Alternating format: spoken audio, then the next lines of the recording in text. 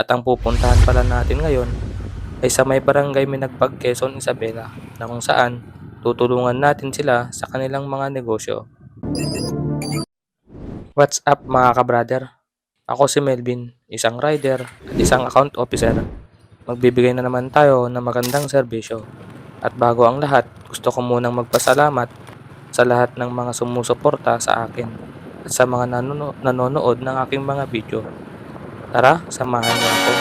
Bali alas 2:30 na nga ng hapon nung lumabas tayo sa ating opisina para nga magbigay na naman ng magandang serbisyo.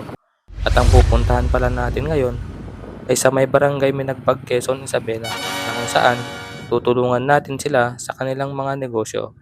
Pero bago ang lahat ay dadaan muna tayo dito sa may Cebuana para magpadala. Para nga sa maintenance ng aking mga magulang. Sila din kasi ang dahilan kaya ako gumagawa ng ibang paraan para matugunan ang kanilang maintenance.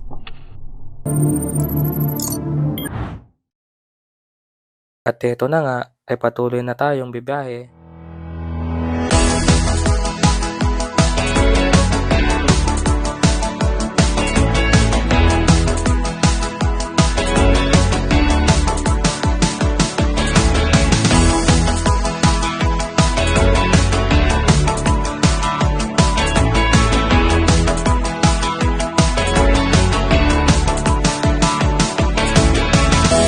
Makalipas nga ng ilang mga minuto ay nandito na nga tayo at heto nga yung mapalad na ating tutulungan sa kanilang mga negosyo.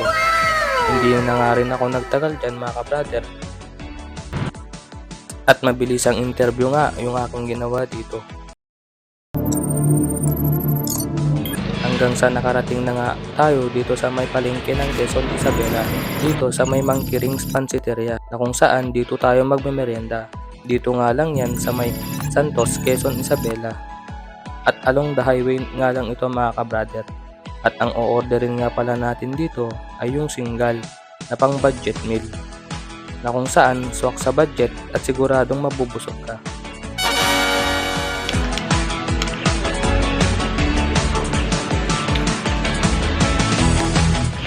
Grabe nga talaga ang sarap ng pansit nila dito. Sa halagang 70 pesos nga lang ay may pansit ka ng ganitong kasarap.